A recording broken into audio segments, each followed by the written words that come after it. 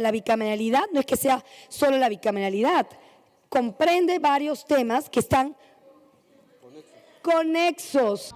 El debate sobre la bicameralidad no es nuevo. Con María del Carmen Alba a la cabeza del Legislativo, el tema se debatió sin llegar a buen puerto. Ahora, un año después, y tras un accidentado debate con cogoteo incluido, el Perú está más cerca que nunca de volver a las dos cámaras como antes de 1992. La pregunta es, ¿realmente la bicameralidad es la salida a los problemas estructurales del país? Yo soy de las personas que creo que un sistema bicameral en un país como el nuestro puede llegar a ser mejor que un unicameral. Sin embargo, hay que preguntarnos cuáles son los problemas urgentes de nuestro Congreso y de su estructura. Entonces, cuando uno ve los problemas urgentes, basta hacer un análisis superficial, ¿no? y ver lo que ocurre en el Congreso. Es la impunidad, primero, claramente la impunidad, por ejemplo, los mochasueldos, la Comisión de Ética que protege a los congresistas, no hay rendición de cuentas tampoco dentro del Congreso, la elección de altas autoridades públicas, Defensor del Pueblo, Tribunal Constitucional, el fraccionamiento de las bancadas, entran 6, 7, 8 bancadas y terminan siendo 13, 14, y la confrontación entre poderes. La pregunta es, estos problemas que son latentes, que son constantes y evidentes en nuestro país, ¿se solucionan con la bicameralidad? En lo absoluto.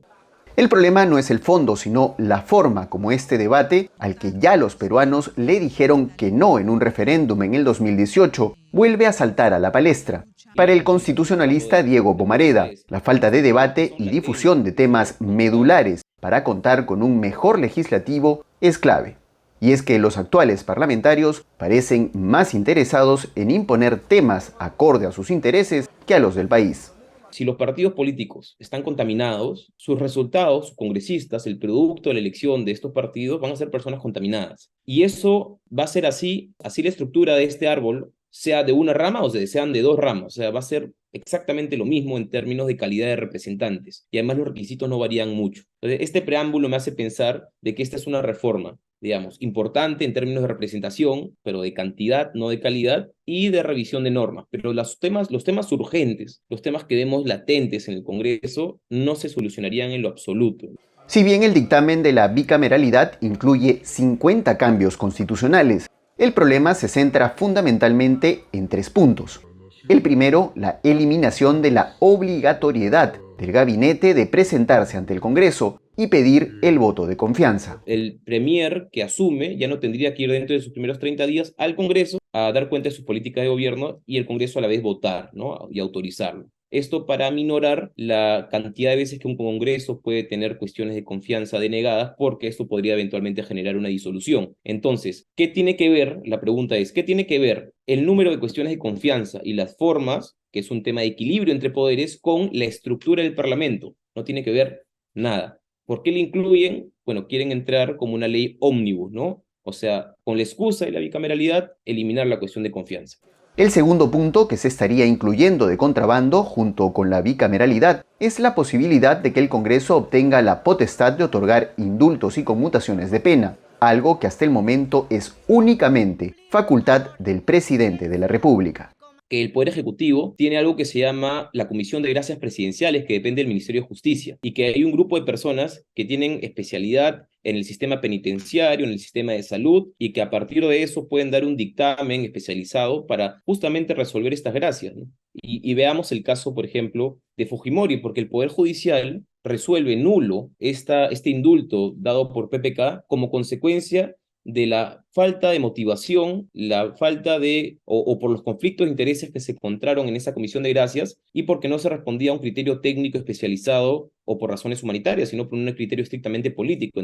Darle facultades al Congreso para que otorgue indultos y conmutaciones podría ser muy peligroso. El llevarlo al Congreso, pienso yo que podría incluso darle un revestimiento de una arbitrariedad a este tipo de decisiones, y además también recordemos que el TC hace poco ha sentenciado diciendo que el Poder Judicial en los asuntos de las competencias exclusivas del Congreso no se puede meter. O sea, ¿no? Cuando el Poder Judicial paralizó la Defensoría del Pueblo, la elección de la Defensoría del Pueblo, el Tribunal Constitucional dijo, Poder Judicial es una competencia exclusiva de ellos, ustedes no pueden decir cómo, cuándo, cómo o dónde. Entonces lo mismo puede pasar con las gracias presidenciales. si el Congreso indulta a un detenido o a una persona procesada o condenada, pues finalmente lo que bajo este criterio del TC es decirle, Poder Judicial, tú no puedes declarar nulo el indulto dado por el Congreso porque es una competencia exclusiva de ellos y es un criterio político congresal. Entonces, bueno, hay un grave riesgo de la arbitrariedad. Pienso yo, coincido con lo que tú dices.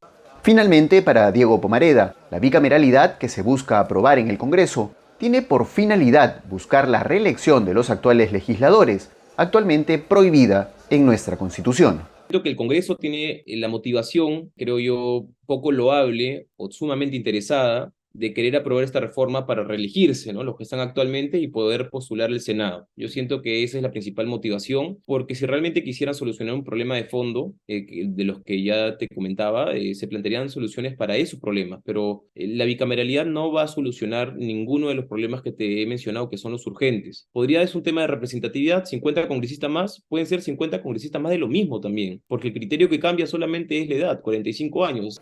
Y es que una reforma constitucional tan grande y trascendente para el país merece un debate amplio y difundido, y no una aprobación al caballazo, que podría terminar en una cura peor que la enfermedad. Paco Flores, Nativa nos conecta.